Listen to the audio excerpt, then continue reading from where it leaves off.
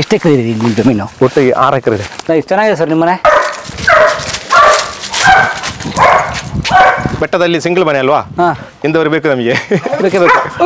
ತಾಯಿ ಬಿಟ್ರೆ ನಮ್ಮನೆ ಪ್ರೀತಿಸುವವರು ಜಗತ್ತಿನಲ್ಲಿ ಅವ್ರು ಸಾಕು ನಾಯಿ ಮಾತ್ರ. ಅವಳ ಹೆಸರು ನಿನ್ನಿ, ಇವನ ಹೆಸರು ಕಲ್ಲು, ನಿನ್ನಿ ಕಲ್ಲು. ಇದು 1 kgಗೆ 4,000 ರೂಪಾಯಿ ಮೇಲೆ ಕ್ರಯ ಇದೆ. ಒಂದು ನಟ್ಟಿಗೆ, 1 kg ನಟ್ಟಿಗೆ. ಯಾವ್ದಾದ್ರು ಬೀಜಕ್ಕೆ? ಇದರ ಬೀಜಕ್ಕೆ ಮ್ಯಾಕಡಾಮಿಯಾ ಡ್ರೈ ಫ್ರೂಟ್.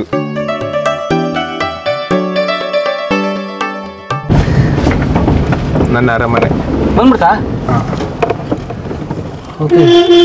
ಇಲ್ಲಿ ಒಂದು ಸಣ್ಣಕ್ಕೆ ಆಗೊಂದು ಅಡಿಕೆ ಮರ ಇದೆ. ಸಣ್ಣ ಗಿಡ, ಅದು ಭಾಳ ಅದ್ಭುತ ಆಗಿದೆ. ಅಡಿಕೆ ಗಿಡನ ಬನ್ನಿ ನೋಡುವ.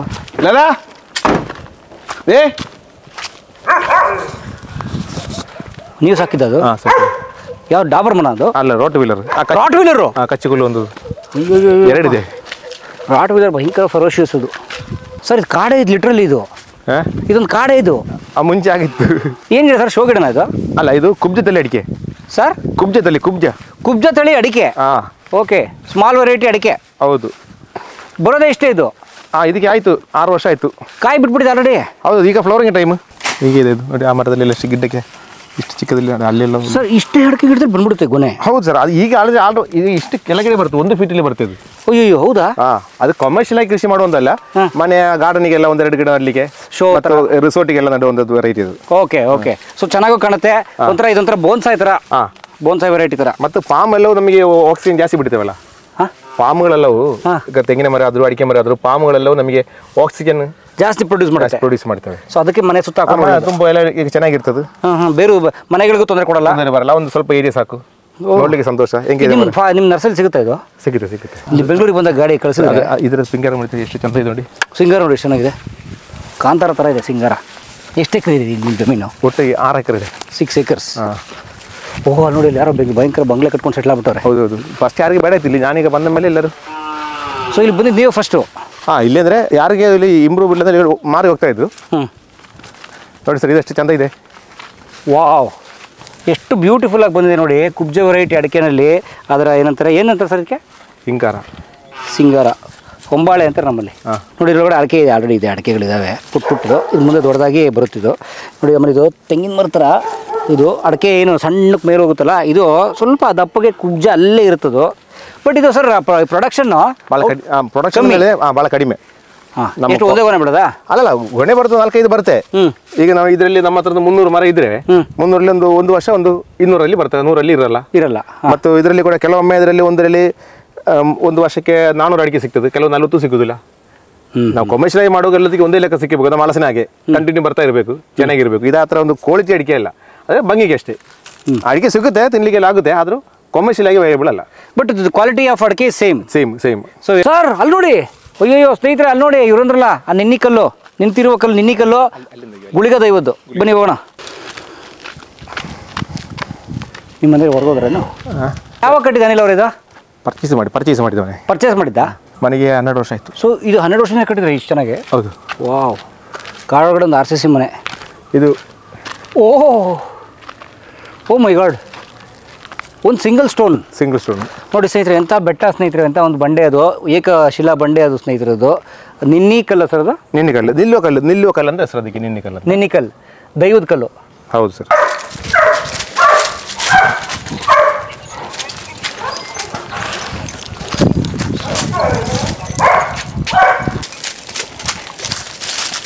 ಓಹೋ, ಬಗದಾಕ್ಬಿಡ್ತಾವೆ ಬಿಟ್ರೆ ಸರ್ ಬೇಕಾರೆ ಇವು.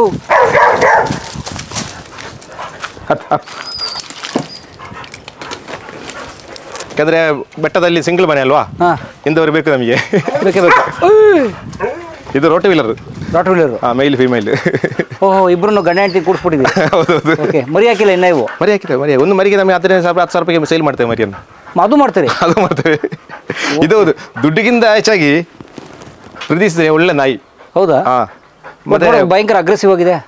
ತಾಯಿ ಬಿಟ್ಟರೆ ನಮ್ಮನ್ನ ಪ್ರೀತಿಸುವವರು ಜಗತ್ತಿನಲ್ಲಿ ಅವ್ರು ಸಾಕು ನಾಯಿ ಮಾತ್ರ. ಮಕ್ಕಳು ಹೆಂಡತಿಯವರೆಲ್ಲ ನಮ್ಮ ಮೇಲೆ ಪ್ರೀತಿ ಇದೆ, ಆದರೆ ಇದರಷ್ಟು ಪ್ರೀತಿ, ಸಾಕು ಪ್ರಾಣಿ ಇಷ್ಟು ಪ್ರೀತಿ ತಾಯಿಯವರು ಫಸ್ಟ್. ಸೆಕೆಂಡ್ ನಾವು ಸಾಕು ಪ್ರಾಣಿಗಳು, ಅದರಲ್ಲಿ ಮೇಯ್ನ್ ಆಗಿ ನಾಯಿಗಳು. ತಾಯಿ ಬಿಟ್ಟರೆ ನೆಕ್ಸ್ಟ್ ಪ್ರೀತಿಸೋದು ನಾಯಿನೇ ಜಿನಿನಾಗೆ ನಮ್ಮನ್ನ.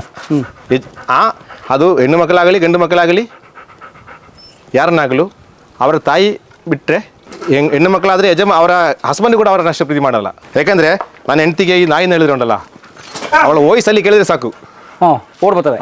ಸೂಪರ್. ಎಷ್ಟು ಏಜ್ ಇವಕ್ಕೆ? ಇದರಿಂದ ಸಾಕು. ನಾನಲ್ಲ, ನನ್ನ ಹೆಂಡತಿ, ಅವಳು ಮನೇಲಿ ನರ್ಸರಿಲಿದ್ದಾಳೆ. ಓಕೆ. ಓಕೆ. ಎಷ್ಟು ಏಜ್ ಇವಕ್ಕೆ? ಇವನಿಗೆ ಈಗ 3 ವರ್ಷ ಆಯಿತು, ಅವಳಿಗೆ 5 ವರ್ಷ ಆಯಿತು. ಓಹೋ, ಗಂಡನಿಗೆ ಚಿಕ್ಕ ವಯಸ್ಸಿಲ್ಲ ನಿಮ್ಮಲ್ಲಿ. ಸಚಿನ್ ಥರ ಅಲ್ಲ, ನಾನು ಹೊಸಪನಪ್ಪ. ಚೆನ್ನಾಗಿದೆ ಸರ್ ನಿಮ್ಮನೆ. ಅವಳ ಹೆಸರು ನಿನ್ನಿ, ಇವನ ಹೆಸರು ಕಲ್ಲು. ನಿನ್ನಿ ಕಲ್ಲು. ಮನೆ ಹೆಸರು ನಿನ್ನಿ ಕಲ್ಲೆ, ನರ್ಸರಿ ಹೆಸರು ನಿನ್ನಿ ಕಲ್ಲೆ, ಊರಿನ ಹೆಸರು ನಿನ್ನಿ ಕಲ್ಲೆ. ನಮ್ಮ ಪ್ರೀತಿಯ 2 ನಾಯಿ ಇದೆ, ಅದು ನಿನ್ನಿ, ಇದು ಕಲ್ಲು. ನಿನ್ನಿ ಕಲ್ಲು. ಇಡೀ ನಿಮ್ಮ ಲೈಫ್ ಇರೋದೇ ನಿನ್ನಿ ಕಲ್ಲು ಸುತ್ತ. ಜಾಕ್ ಅನಿಲ್ ಯಾರು ಅಂದ್ರೆ ನಿನ್ನಿ ಕಲ್ಲು. Very nice. ಆದ್ರೆ ನಿನ್ನಿ ಕಲ್ಲು ಹೆಸರಿಗಿಂತ ಜಾಕ್ ಅನಿಲ್ ಒಂದು ಬ್ರ್ಯಾಂಡ್ ನೇಮ್. ಬ್ರ್ಯಾಂಡ್ ಅದು Jack Anil. Raymond the complete man ಥರ. ಹೌದು ಸರ್. Thank you. ಇದಕ್ಕೆ ಮೀನು ತಂದ್ರೆ ಹಾಕಿ. ಓಕೆ. ಹಸಿದಿನ ಅಲ್ಲ, ಬೇಯಿಸಿಕೊಳ್ಬೇಕು. ಓಕೆ.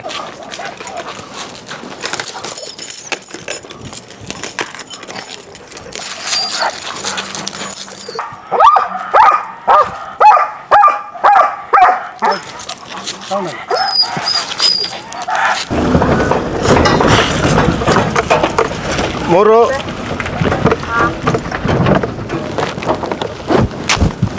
ಥ್ಯಾಂಕ್ಸ್. ಏನು ಸರ್ ಇದು? ಇದು ಪುನರ್ಪುಳಿ ಅಂತೇಳಿ ನಮ್ಮ ಊರಲ್ಲಿ ಭಾಷೆಯಲ್ಲಿ ಪುನರ್ಪುಳಿ ಅಂತ, ಮತ್ತೆ ಕನ್ನಡದಲ್ಲಿ ಬಿರಿಂಡ ಅಂತ ಹೇಳ್ತಾರೆ. ಬಿರಿಂಡ ಮಿರಿಂಡ ಥರ ಇದು ಬಿರಿಂಡ. ಓಕೆ. ಪುನರ್ಪುಳಿ ಕರಾವಳಿ ಭಾಗದ ಸ್ಪೆಷಲ್ಲು. ಹೇಗೆ ಮಾಡಿದ್ರಿ ಇದು? ಇದು ಬರೀ ಸಿಪ್ಪೆಯಿಂದ ಮಾತ್ರ ಮಾಡೋದು. ಅದು ಬೇಕಾದ್ರೆ ತೋರಿಸ್ತೀನಿ. ಆ ಸಿಪ್ಪೆ ತೋರಿಸ್ತಾರೆ, ತೋರಿಸಿ. ಏನು ಕಾಯಿ ಇದು? ಅದು ಕಾಯಿ ಪುನರ್ಪುಳಿ ಅಂತ ಹೇಳಿ. ಕಾಯಿ ಹೆಸರೇ ಪುನರ್ಪುಳಿ. ಗಾರ್ಜಿನಿಯಾ ಇಂಡಿಕಾ ಅಂತ ಹೇಳಿ ಅದಕ್ಕೆ ಸೈಂಟಿಫಿಕ್ ನೇಮ್. ಗಾರ್ಜಿನಿಯಾ ಇಂಡಿಕಾ ನಮ್ಮ ಕೋಸ್ಟಲ್ ಬೆಲ್ಟ್ ಮತ್ತು ಕೊಂಗನ್ ರೀಜನ್ ಅಲ್ಲಿ ಮಾತ್ರ, ವೆಸ್ಟರ್ನ್ ಘಾಟಲ್ಲಿ ಮಾತ್ರ ಜಾಸ್ತಿ ಕಾಣೋದು.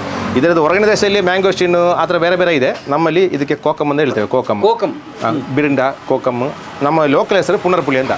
ಇದರ ಸ್ಕಿನ್ ಅನ್ನ ಡ್ರೈ ಮಾಡ್ತೇವೆ.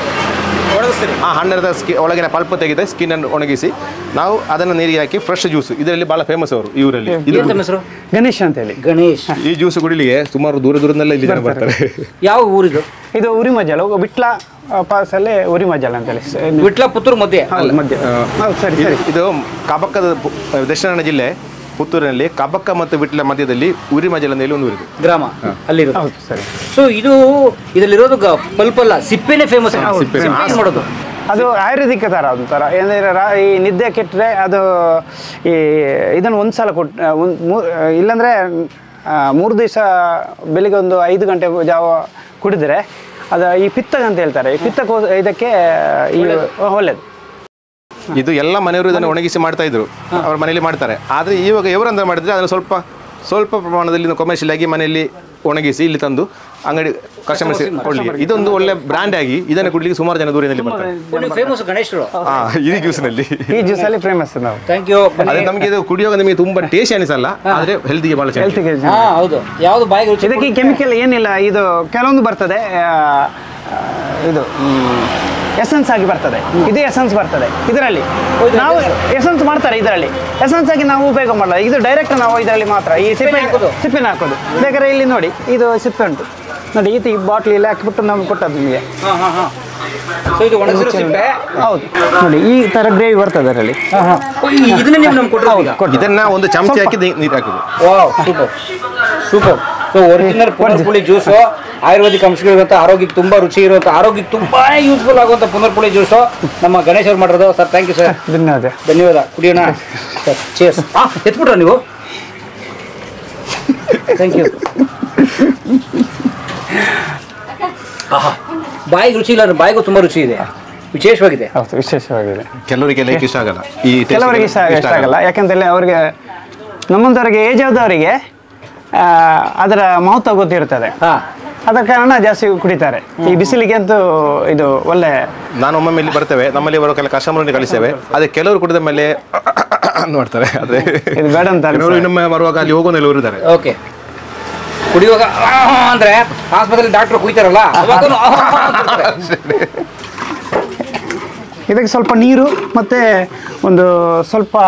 ಒಂದು ಲಿಂಬೆಯನ್ನು ಹಾಕ್ತೇವೆ ನಾವು. ಈ ಇಷ್ಟಕ್ಕೆ ಒಂದು ಲಿಂಬೆ ಗ್ಲಾಸ್.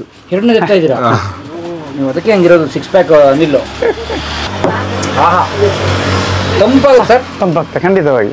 ಇಲ್ಲಿ ಲೋಡ್ ಮಾಡಿ ಇದು ಮೇಲಿನ ಶೆಪ್, ಇಲ್ಲಿ ಇನ್ನೊಂದು ಸ್ಟ್ಯಾಂಡ್ ಇದೆ. ಸೊ ಈ ತರ ಸ್ಟ್ಯಾಂಡ್ ಬರುತ್ತೆ, ಇನ್ನೊಂದು ಸ್ಟ್ಯಾಂಡ್ ಬರುತ್ತೆ, ಅದಕ್ಕೆ ಈಗ ಮುಚ್ಚಳ ಇರ್ತದೆ. ಸ್ವಲ್ಪ ಕಡೆ ಆದ್ರೆ ಈಗ ಇರ್ತದೆ. ಸೊ ಅಲ್ಲೊಂದು ಫುಲ್ ರೋ ಇಲ್ಲೊಂದು ರೋ ಕೆಳಗಡೆ.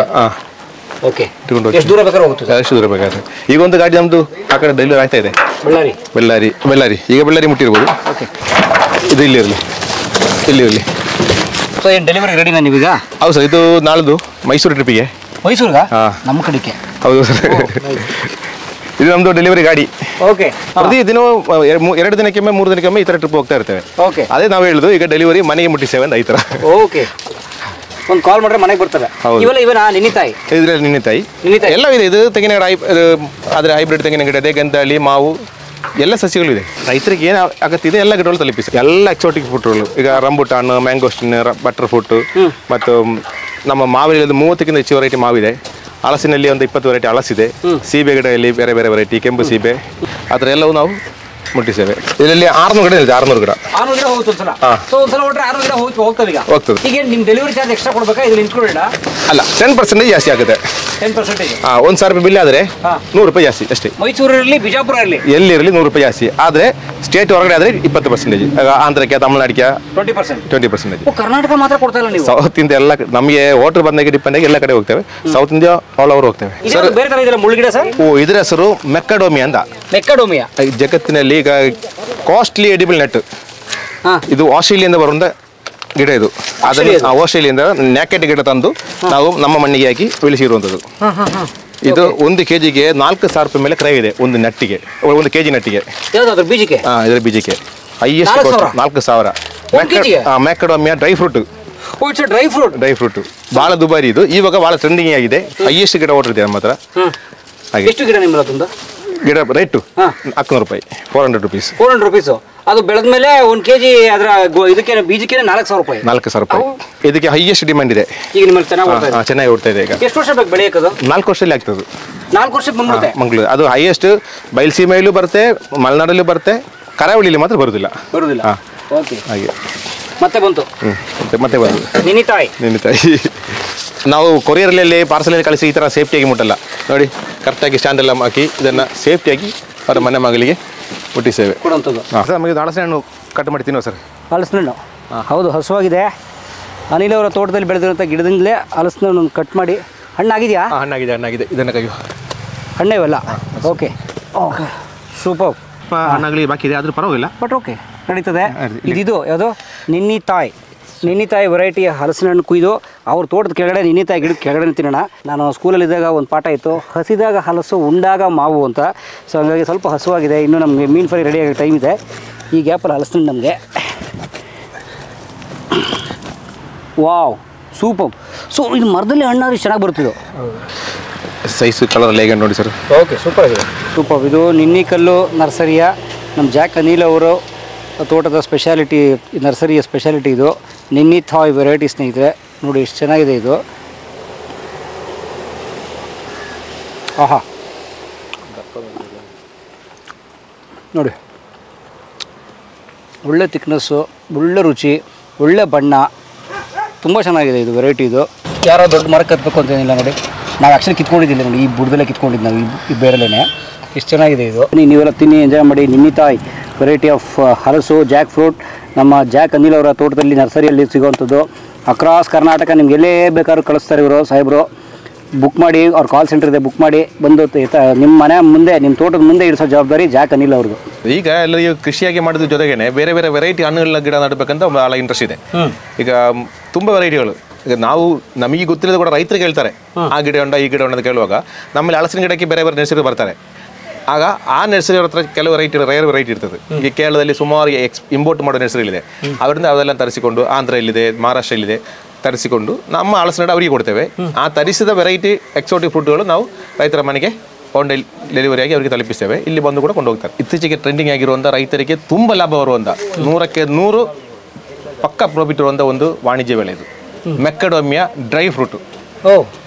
1 kgಗೆ 4,000 ರೂಪಾಯಿ ಮೇಲೆ ಕ್ರಯ ಇದೆ. ಅಮೆಝಾನಲ್ಲೆಲ್ಲ ನೋಡಿದರೆ 500 ಗ್ರಾಮ್ಗೆ ಸಹ 3,000 ರೂಪಾಯಿ ಹಾಕಿದ್ದಾರೆ. ಇದು ನಮ್ಮ ಬಾದಾಮು, ಪಿಸ್ತಾ, ಕ್ಯಾಶ್ನೆಟ್ ಅದಕ್ಕೆಲ್ಲ ಮ್ಯಾಕ್ಸಿಮಮ್ ಅಂದರೆ 1,000 ರೂಪಾಯಿ ಒಳಗಡೆನೆ. ಆದರೆ ಇದರಲ್ಲಿ ಬೇಳಲ್ಲಿ ದುಬಾರಿ ಡ್ರೈ ಫ್ರೂಟ್. ಇದು ಹೊರಗಿನ ದೇಶದಲ್ಲಿ ಕೆನಿಯಾ, ಆಸ್ಟ್ರೇಲಿಯಾ ಅಲ್ಲೆಲ್ಲ ಬೆಳೆಸ್ತಾ ಇರುವಂಥದ್ದು. ಈಗ ಚೀನಾದಲ್ಲಿ ಕೂಡ ಬೆಳೀತಾ ಇದ್ದಾರೆ. ನಮ್ಮ ದೇಶದಲ್ಲಿ ಪಕ್ಕ 100ಕ್ಕೆ 100 ಬಯಲುಸೀಮೆಯಲ್ಲಿ ಮತ್ತು ಮಲೆನಾಡಿನಲ್ಲಿ ಬರುತ್ತೆ, ಕರಾವಳಿಯಲ್ಲಿ ಬರುತ್ತಿಲ್ಲ. ಆಸ್ಟ್ರೇಲಿಯಾದಿಂದ ನೆಕೆಡ್ ಗಿಡ ತಂದು ನಾವು ಇಲ್ಲಿ ಕವರಲ್ಲಿ ಮಣ್ಣು ಮಿಕ್ಸ್ ಮಾಡಿ ಹಾಕಿ ಬೆಳೆಸಿರೋದು. ಈಗ ಇಲ್ಲಿಗೆ ಬಂದು ಈಗ ಆಲ್ಮೋಸ್ಟ್ 6 ತಿಂಗಳ ಹತ್ರ ಆಯಿತು. ಸುಮಾರು ಗಿಡ ಡ್ಯಾಮೇಜ್ ಆಗಿದೆ. ಒಂದು 10,000 ಗಿಡ ತಂದರಲ್ಲಿ ಒಂದು 4,000 ಗಿಡ ಡ್ಯಾಮೇಜ್ ಆಗಿ ಹೋಗಿದೆ. ಬಾಕಿ ಗಿಡಗಳು ಈಗ ಇದು ಭಾಳ ಟ್ರೆಂಡಿಂಗ್. ಪ್ರತಿಯೊಂದು ರೈತರು ಬಯಲುಸೀಮೆಯಿಂದ ಫೋಡ್ ಮಾಡುವವರು ಮೆಕ್ಕಡೊಮ್ಮೆ ಗಿಡ ಅಂತ ಕೇಳ್ತಾರೆ. ನಾವು ಅವರಿಗೆ ತಲುಪಿಸ್ತೇವೆ. ನೀರು ಕಡಿಮೆ, ಇದು ಡ್ರೈ ಆಗಿ ಇಲ್ಲಿ ಬಂದರೂ ಕೂಡ ಗಿಡ ಡ್ಯಾಮೇಜ್ ಆಗಿಲ್ಲ. ಕವರ್ ಇಲ್ಲದೆ ಮಣ್ಣಿಲ್ಲದೆ ಇಲ್ಲಿ ಬಂದರೂ ಕೂಡ ಡ್ಯಾಮೇಜ್ ಆಗಿಲ್ಲ. 15-20 ದಿನ ಆಯಿತು ಆಸ್ಟ್ರೇಲಿಯಾದಲ್ಲಿ ಬರಲಿಕ್ಕೆ. ಅದು ತುಂಬ ರೆಸಿಸ್ಟೆನ್ಸ್ ಪವರ್ ಇದೆ. ಇದೆ. ಹಾಗಾದ್ರೆ ನೋಡಿ, ಭವಿಷ್ಯ ನಮ್ಮ ಬಯಲುಸೀಮೆಯವರು ಅಥವಾ ನೀರು ಕಡಿಮೆ ಇರೋರೆಲ್ಲ ಬೆಳೆಸ್ಬೋದು. ಒಳ್ಳೆ ಆದಾಯ ಕೂಡ ಇದೆಯಂತೆ. ಸೊ ಟ್ರೈ ಮಾಡ್ಬೋದು, ಖಂಡಿತ ಟ್ರೈ ಮಾಡ್ಬೋದು. ಸೊ ಗೂಗಲಲ್ಲಿ ಮಾಹಿತಿ ಎಲ್ಲ ಸಿಗುತ್ತೆ ಇದ್ರ ಬಗ್ಗೆ. ರಿಸರ್ಚ್ ಮಾಡಿ ಮಾಡೋದು ತುಂಬ ಒಳ್ಳೇದು. ಯಾವಾಗಲೂ ಸ್ಟಡಿ ಮಾಡಿ ಹಾಕ್ಲಿ ಅಲ್ವಾ? ಸ್ಟಡಿ ಮಾಡೋದು ಯಾವತ್ತೂ ಒಳ್ಳೇದು. ಸ್ಟಡಿ ಮಾಡೋದು ಎಲ್ರಿಗೂ ಒಳ್ಳೇದು. ನಾವು ಹೇಳಿದ್ರು ನೀವು ಎಕರೆ ಕಟ್ಟೆ ಹಾಕೋದು ಬೇಡ. ಒಬ್ಬರು 1-2-3 ಗಿಡ ನಟ್ಟು ಸಾಂಬಳು ನಡಲಿ. ಒಂದು 5 ಗಿಡ ಮೂಲೆ ಹಾಕ್ಲಿ ಅಷ್ಟೇ. ಹೊಲದ 4 ಮೂಲೆ 4 ಗಿಡ ಅಷ್ಟೇ. ಕೃಷಿಯಾಗಿ ಮಾಡೋದು ಬೇಡ. ಕೃಷಿಯಾಗಿ ಮಾಡಲಿಕ್ಕೆ ಎಲ್ಲರೂ ನಟ್ಟು ಎಲ್ಲ ರಿಸಲ್ಟ್ ಬರಲಿ, ಆಮೇಲೆ ಹಾಕೋ. ಕರೆಕ್ಟ್. ಮ್ಯಾಂಗೋಸ್ಟೀನ್, ಹಣ್ಣುಗಳ ರಾಣಿ. ಮ್ಯಾಂಗೋಸ್ಟೀನ್ ಅಂತ, queen of the fruit. King of the fruit mango, ಇದು ಕ್ವೀನ್ ಆಫ್ ದ ಫ್ರೂಟ್. ನಾವು ಬೆಳಿಗ್ಗೆ ಒಂದು ಜ್ಯೂಸ್ ಕುಡಿದ್ರಲ್ಲ ಅಲ್ಲಿ, ಪುನರ್ಪುಳಿ ಜ್ಯೂಸ್, ಅದು ಕೂಡ ಇದರೊಂದು ಫ್ಯಾಮಿಲಿನೇ. ಆದರೆ ಇದು ಫ್ರೂಟ್ ಉಪಯೋಗ ಮಾಡುವಂಥದ್ದು, ಅದರದ್ದು ಸ್ಕಿನ್ ಉಪಯೋಗ ಮಾಡುವಂಥದ್ದು. Kokum best fruit. ಆದರೆ ಇದು ಕೂಡ ಹಾಗೇನೆ ನಮ್ಮ ಎಲ್ಲ ಊರಲ್ಲಿ ಬರಲ್ಲ. ಮಲೆನಾಡಲ್ಲಿ ಮತ್ತು ಕರಾವಳಿ, ಮಲೆನಾಡು ಅಲ್ಲಿ ಮಾತ್ರ. ಬಯಲುಸೀಮೆಯಲ್ಲಿ ಒಂದು ಗಿಡ ಚೆನ್ನಾಗಿ ಬೆಳೆಯುವುದಿಲ್ಲ. ಫುಲ್ಲು ನೆರಳಲ್ಲಿ ನಡುವಬೇಕಾದ ಗಿಡ. ಫುಲ್ ಶೇಡಲ್ಲಿ ಮಾತ್ರ ಬರುವಂಥದ್ದು ಇದರ ಗಿಡ ಇದೆ. ಮ್ಯಾಂಗೋಸ್ಟೀನ್ ನಮಗೆ ಹೈಯೆಸ್ಟ್ ಸೇಲ್ ಇದೆ. 10,000ಕ್ಕಿಂತ ಮೇಲೆ ಗಿಡ ನಮ್ಮ ಹತ್ರ ಸ್ಟಾಕ್ ಇದೆ. ಅದು ಅಷ್ಟು ಸೇಲ್ ಆಗ್ತದೆ. ಒಂದು ಅಬಿಯು ನೆಳಿ ಫ್ರೂಟ್. ಅಬಿಯು ಇದು ಸಾಧಾರಣ ಒಂದು ಲಿಂಬೆಗಿಂತ ಒಂದು ದೊಡ್ಡ ಲಿಂಬೆ ಅಷ್ಟು, 2 ಲಿಂಬೆ ಅಷ್ಟು ಸೈಜ್ ಬರ್ತದೆ. ಅದನ್ನು ಕಟ್ ಮಾಡಿ ಚಮಚೆಯಲ್ಲಿ ಕುಡಿಯುವಂಥದ್ದು. ಹಣ್ಣು ಚೆನ್ನಾಗಿದೆ, ಎಲ್ಲ ಕಡೆ ಬರ್ತದೆ. ವಾತಾವರಣ ಭಾಳ ಚೆನ್ನಾಗಿ ಬಯಲುಸೀಮೆಯಲ್ಲಿ ಬರೋ ಇನ್ನೊಂದು ಬೆಳೆ ಬಟರ್ ಫ್ರೂಟ್. ಬಟರ್ ಫ್ರೂಟ್ ಮಲೆನಾಡಿನ ಬೆಳೆ ಅದು. ಆದರೆ ಬಟರ್ ಫ್ರೂಟ್ ಬಯಲುಸೀಮೆಯಲ್ಲಿ ಸೂಪರ್ ಆಗಿ ಬರ್ತದೆ. ಫುಡ್ಡಿಗೆ ಮಾತ್ರ ಅಲ್ಲ, ಕಾಸ್ಮೆಟಿಕ್ ಐಟಮ್ ಮಾಡಲಿಕ್ಕೆ ಸಹ ಹೋಗುವ ಕಾರಣ ಈ ಹಣ್ಣಿಗೆ ಯಾವತ್ತೂ ವ್ಯಾಲ್ಯೂ ಇದೆ ಬಟರ್ ಫ್ರೂಟ್. ಒಮ್ಮೆ ಬಟರ್ ಫ್ರೂಟ್ ನಮಗೆ ಡೈರೆಕ್ಟಾಗಿ ತಿನ್ನಲಿಕ್ಕೆ ಏನೋ ಟೇಸ್ಟ್ ಬರಲ್ಲ. ಒಮ್ಮೆ ಜ್ಯೂಸ್ ಮಾಡಿ ಮಿಲ್ಕ್ ಶೇಕ್ ಮಾಡಿ ಉಪಯೋಗ ಮಾಡಿದರೆ ಕುಡಿದ ಮೇಲೆ ಮತ್ತೆ ಅದನ್ನೇ ಕೇಳ್ತಾರೆ. ಅಷ್ಟು ಚೆನ್ನಾಗಿದೆ. ವಾಟರ್ ಆ್ಯಪಲ್ ಇದು. ಇದರಲ್ಲಿ ಬೇರೆ ಬೇರೆ ಕಲರ್ ಇದೆ. ಗ್ರೀನ್ ಇದೆ, ರೆಡ್ ಇದೆ, ವೈಟ್ ಇದೆ, ಪಿಂಕ್. ಆದರೆ ಇದು ಯಾವುದು ತುಂಬ ಶೆಲ್ಫ್ ಲೈಫ್ ಇರುವಂಥ ಕಮರ್ಷಿಯಲ್ ವ್ಯಾಲ್ಯೂ ಇರೋ ಹಣ್ಣಲ್ಲ. ಒಂದು ಮನೆ ಪರ್ಪಸ್ಗೆ ನಡಬಹುದು ಅಷ್ಟೇ ಬಿಟ್ಟು ಕಮರ್ಷಿಯಲ್ ವ್ಯಾಲ್ಯೂ ಇರೋದಿಲ್ಲ. ವ್ಯಾಪಾರ ಮಾಡ್ತೀನಿ ಆ ಥರ ಒಂದು ಶೆಲ್ಫ್ ಲೈಫ್ ಇಲ್ಲ ಅದಕ್ಕೆ. ಹಣ್ಣಾದರೆ ಹಾಳಾಗಿ ಹೋಗ್ತದೆ ಮತ್ತು ಸಿಕ್ಕಾಪಟ್ಟೆ ಕಾಯಿ ಆಗ್ತದೆ. ಪ್ರೊಡಕ್ಷನ್ ಜಾಸ್ತಿ, ಅದನ್ನಾಗಿ ವ್ಯಾಲ್ಯೂ ಇಲ್ಲ ಅದಕ್ಕೆ. ಅದಕ್ಕೆ ಸಿಕ್ಕಾಪಟ್ಟೆ ಪ್ರೊಡಕ್ಷನ್ ಮಾಡಬಾರ್ದು. ಮತ್ತೆ ಶೆಲ್ಫ್ ಲೈಫ್ ಇಲ್ಲ ಹಾಗೆ. ಮತ್ತೆ ಒಂದು ಮರದ ನಟ್ಟರೆ ಅಲ್ಲಿ ಬಿದ್ದು ರಾಶಿಯಲ್ಲಿ ಬುಡದಲ್ಲಿ ಇರ್ತದೆ. ಅಷ್ಟು ಕಾಯಿ ಆಗುತ್ತೆ ಇದು. ಒಂದು ಮನೆಗೆ ಒಂದು ಗಿಡ ನಡಬಹುದು. ಬೇರೆ ಬೇರೆ 5-6 ವೆರೈಟಿ ಇದೆ ಇದರಲ್ಲಿ. ಪೀನಟ್ ಬಟರ್ ಅಂತ. ಪೀನಟ್ ಬಟರ್ ಅಂತ ಮಾಡ್ತಾರೆ. ಅದಲ್ಲ.